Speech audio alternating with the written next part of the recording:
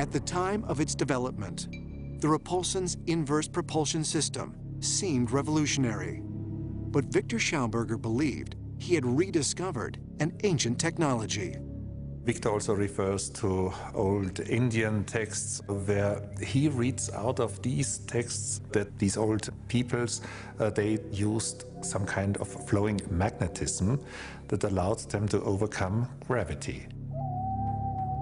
According to early Sanskrit texts discovered in India, aircraft called vimanas used a similar propulsion system thousands of years ago.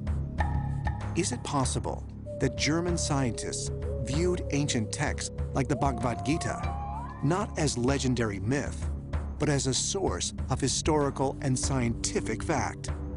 The Germans were the best Oriental scholars in the world, so they translated the ancient text, Sanskrit and later, into German. And the Germans studied these ancient Indian epics and were familiar with the ideas of vimanas.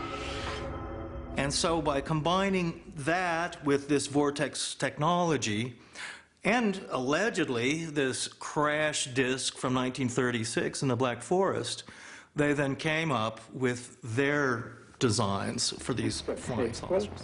Radioactive poisoning of the atmosphere and hence annihilation of any life on Earth has been brought within the range of technical possibilities.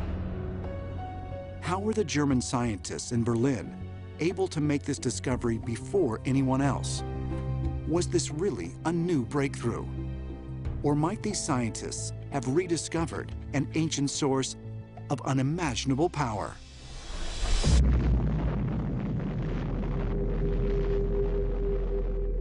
Deformed skeletons and vitrified stone at Mohenjo-Daro, Pakistan. Radioactive ash covering the ancient city of Harappa, India. And the biblical cities of Sodom and Gomorrah. According to the ancient astronaut theory, the first atomic blasts may not have occurred during the 1940s, but thousands of years earlier. What they found in these cities, Mohenjo-Daro, Harappa, Kotdiji, others of these Harappan cities, they found people just lying dead in the streets. It was like some doom had just taken over these cities.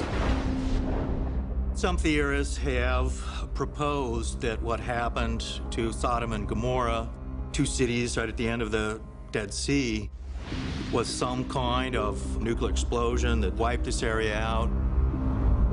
Lot's wife was allegedly turned into a pillar of salt. The idea there would be that when there is a nuclear explosion, people are suddenly vaporized, incinerated, mineralized. When an atomic bomb explodes, the heat is so intense that it melts the silicon in the sand into glass. There are some reports that such fields of fused sand, of glass, have been found in places including India.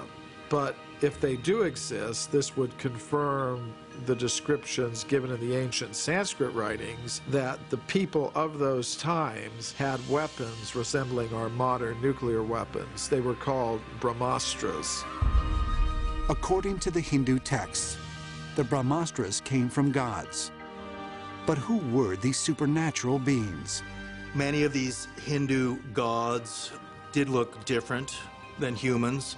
Generally, they're often depicted as having blue skin, and that may well be describing extraterrestrials. Could Hitler have been aware of these same ancient accounts? Might that have been the reason behind Nazi Germany's archaeological and scientific trips to India and Africa? The Nazis were looking for something. They were looking for some kind of technology that the ancients possessed, that we had lost, and they wanted to find it, and they wanted to find it fast.